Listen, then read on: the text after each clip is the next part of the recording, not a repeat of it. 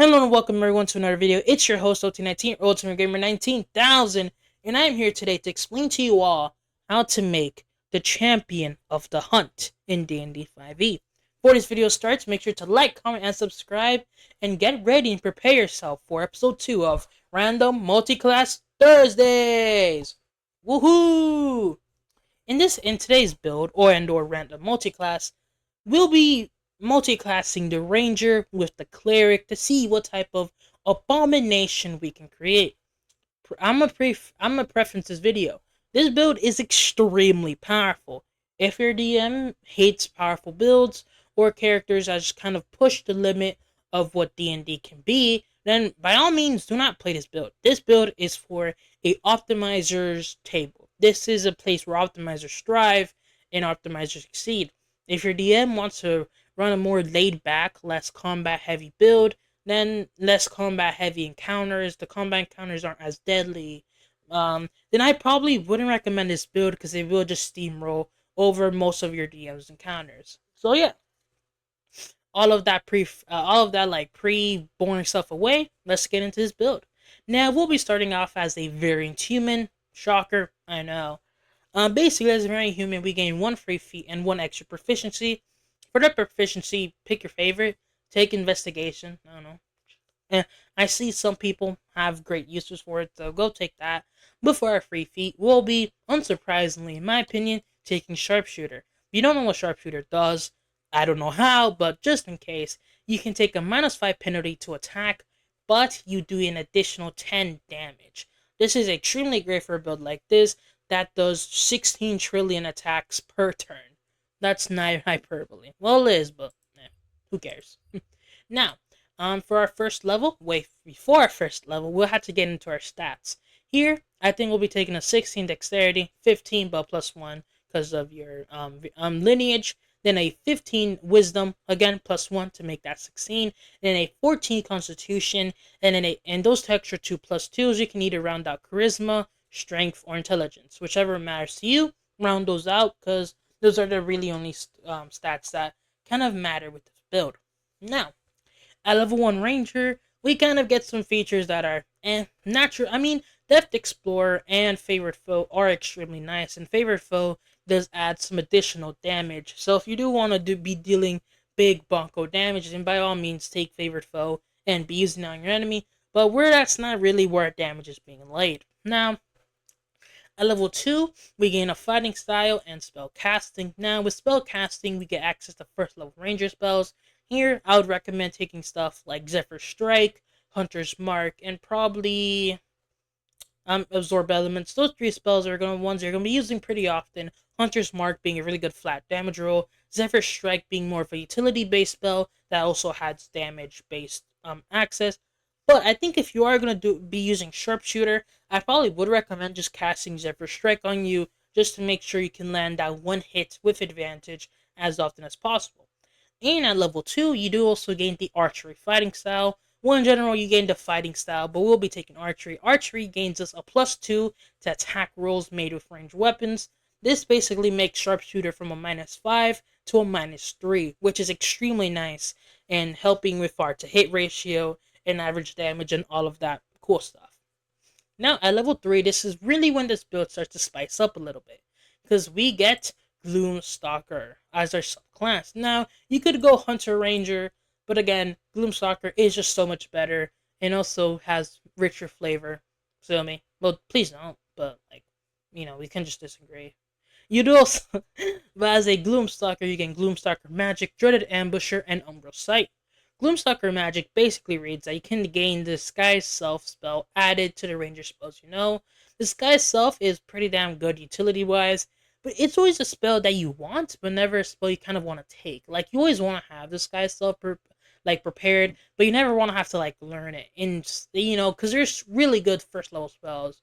So the thing in Disguise Self is kind of like, like, you didn't have to take it, but you did. I mean, you kind of will regret it, but I mean, just getting it here completely for free is extremely nice.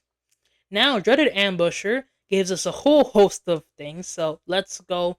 Kind of like my mind's fried because of I'll just let your imagination think what I was trying to say there. I'll let it run wild.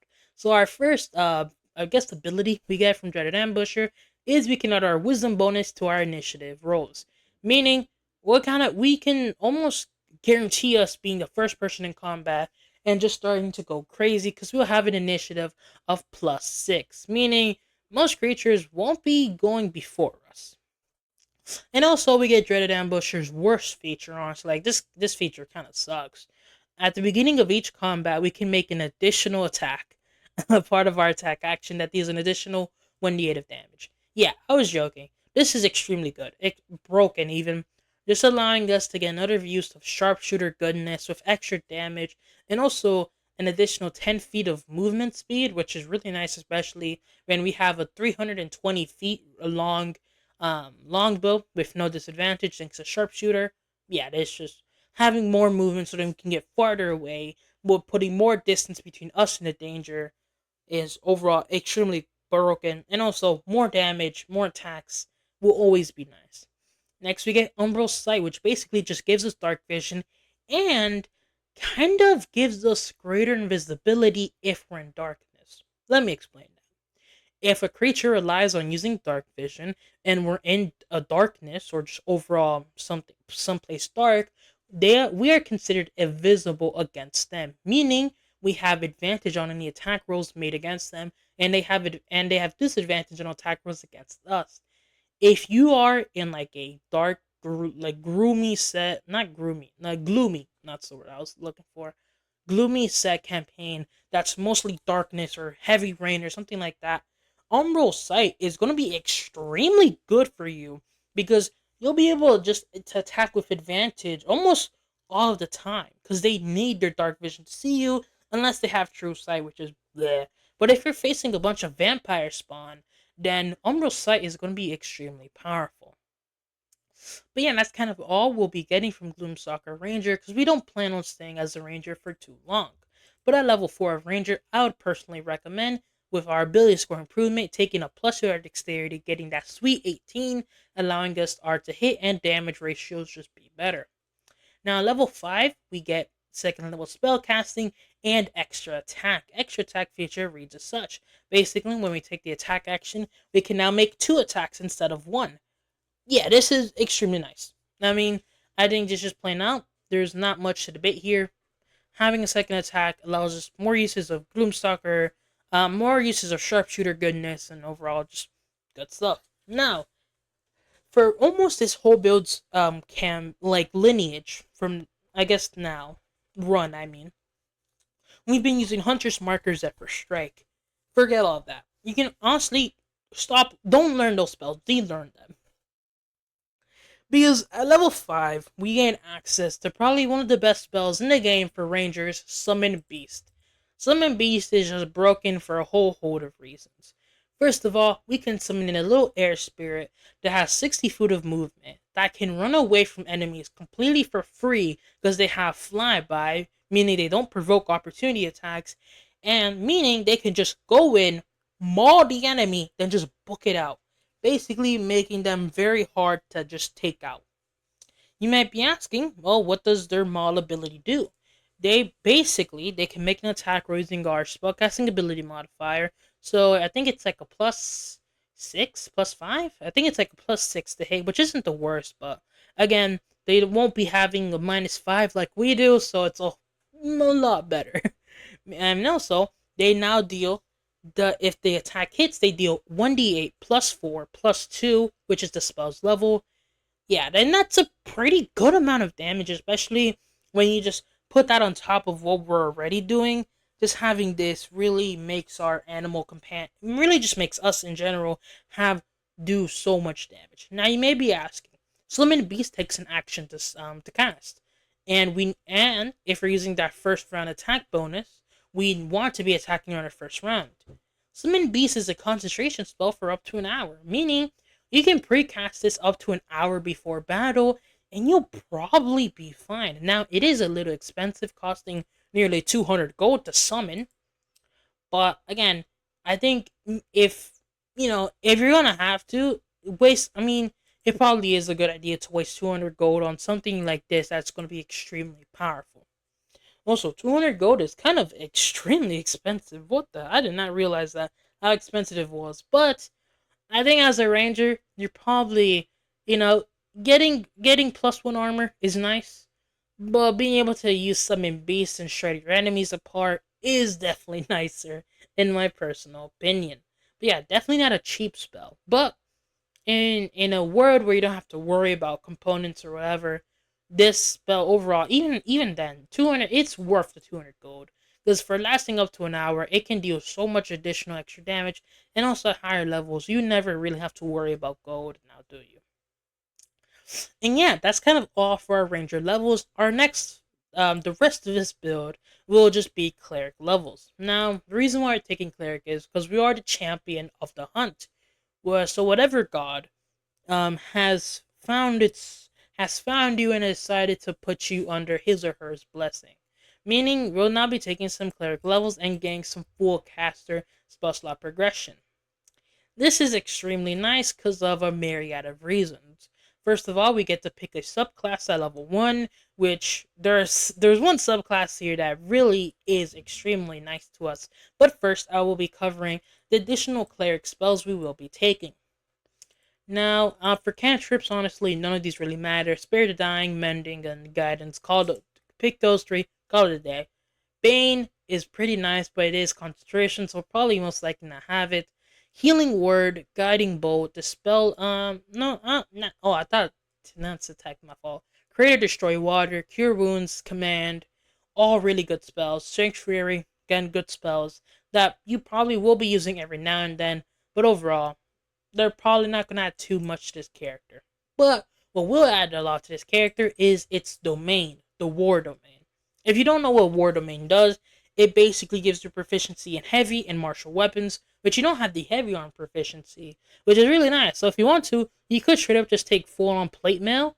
If you don't care for stuff, I mean, you probably would want to take Passive Out Trace as a ranger. Forgot to mention that, but I would recommend taking Passive Out Trace. So if you do take Passive Out Trace, it kind of doesn't matter the fact that you're wearing heavy armor because a +10 will always trump disadvantage. So if you care, if you care for that +1 armor class, then by all means take it. If not, it doesn't really matter. But we do gain War Priest, which basically, number of times per long rest, which in this level is 3, we can make an additional attack with a bonus action when we take the attack action. So yeah, basically, at this time, 3 times per long rest, which is technically our wisdom modifier, we can make an additional sharpshooter goodness destruction attack, which is extremely nice. Now, level 6 really just shoots up our average damage and just makes it so much more powerful.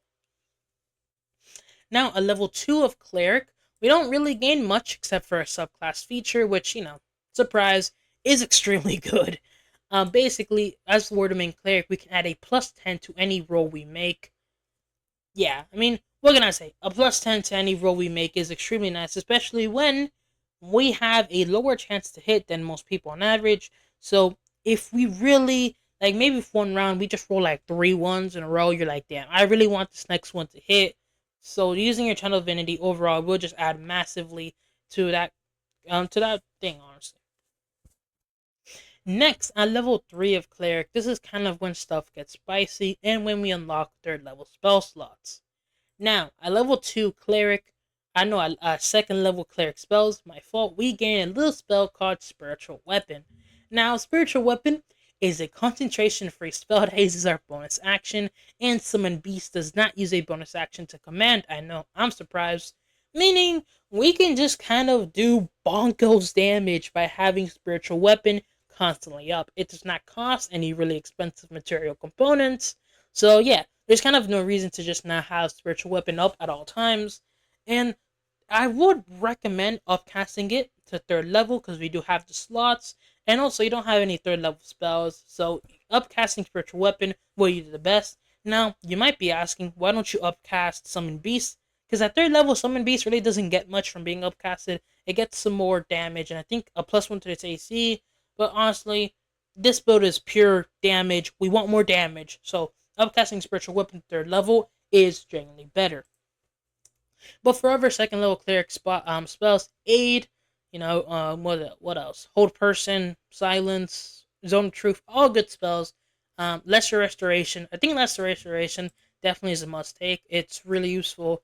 And hey, there's never been a character that regretted taking lesser restoration. It's always useful. It always will have its things. Now at level 4, we gain the ability score improvement and or ASI, character level 9. Here, I think honestly, max out your dexterity. Or if you want to, you could get a +2 to your wisdom. And this just overall buffs a lot of things for you. So I could see why you would take a +2 to your wisdom here, getting it to 18. And it's not a bad choice. Now, I think overall, it's weird. Honestly, pick your favorite. You could max out your dexterity here, but honestly, 18 wisdom. I won't complain, and honestly, you probably won't either. It's still a good. Honestly, I think if you have like a magical longbow by now, I mean, you are character level 9 that like gives you a +1 or +2 to hit, then I probably would recommend to just take that 18 wisdom. Your spiritual weapon, your summoned beast has a higher chance to hit, higher spell save DC for any spells you're casting. So yeah, also you gain an extra use of your war domain cleric features. So if you have a magical weapon, which I won't be accounting for, probably would recommend just bumping up that wisdom of yours. It probably will serve you better than a +1 to dexterity. But again, that's my opinion. Now, at level 5, you get Destroy Undead, which, we only. I mean, I didn't really mention Turn Undead because you're never gonna be using your Channel Divinity on Turn Undead. Let's be real here. Let's be honest with ourselves. No one's using Turn Undead. Come on, we all got Destroy Undead. Let's come on, let's not beat around the bush here. But at cleric level 5, character level 10, we do gain 4th level spell slots, meaning our summoned beast can now make 2 attacks per turn instead of 1, which, that is so damn nice, and overall highly adds to the damage. Now, some of you may be wondering, should we be taking Spiritual Guardians here, or using Spirit Shroud? Now, Spiritual Guardians is a very powerful spell. I'm not gonna lie to you and say it's not. But I personally think for this build, it's kind of bad. First of all, you have to be up close and personal to an enemy to use it, which this build wants to be 200 feet away sniping the enemy. And also, another reason why is it's a saving throw to make. If they succeed on a saving throw, they take less damage. And even here, if you upcast a summoned beast to a higher level, on average, the damage it will be doing it, even if you upcast both spells to 4th level, the damage is around the same. It's not very much higher. I honestly think, no, if I'm looking at it, yeah, I think Summon Beast does have it outdone. So overall, Spiritual Guardians is a good choice, and if you ever want to go up close and personal with like 2 scimitars and just start like slashing, going crazy, or 1 rapier, then yeah, by all means, cast Spiritual Guardians. It probably will do you some good. Overall, it's not a bad spell, but probably not one we'll be using, if in my personal opinion. And also, use that 4th level spell slot you currently have to get your Summon Beast 2 extra attacks. It's really nice. But now, for 3rd level cleric spells, because we are a 5th level cleric, I mean, there's like remove curse, make sure you take revivify. You never want to be the party that could have taken revivify but didn't. Take revivify. It's very important, very good, life saving, literally. But aside from revivify or vitality, one of the best healing spells in the game. I mean, but it is concentration, however. So make sure you don't cast this while you have your beast up, because if you do, you just wasted 200 gold, which really sucks. But yeah, honestly, I think that's kind of when this build kind of, really stops having exponential growth, in my opinion. Now, for every level you gain, aside from this one, of course, upcast your spiritual weapon when you gain 5th level spell slots, then upcast your summon beast when you get 6, stuff like that, which you can probably, by using logic, just probably realize. Now, at level 8, we do gain Divine Strike, which allows us to deal an additional D8, I think, like, just, like, piercing damage once per turn. Yeah, I mean, yeah. Oh, yeah. Yeah, it's just no bonus action. And level 14 increases, which with this build, we will be reaching level 14 Cleric by level 19, which is pretty long. So, but additional D8 damage, yeah, it's another something to add to this build's damage. But yeah, that's kind of it for today's video. If you guys enjoyed this build or have any cool little tips or tricks about this build, or have built anything similar to this, make sure to leave that down below. And for a little sneak peek of probably next week's build, I most likely will be making a wizard that is blade sinking, but also casting conjure animals. If you're interested in that, make sure to like, comment, and subscribe. And yeah, that's been your boy, OT19, signing out. Peace.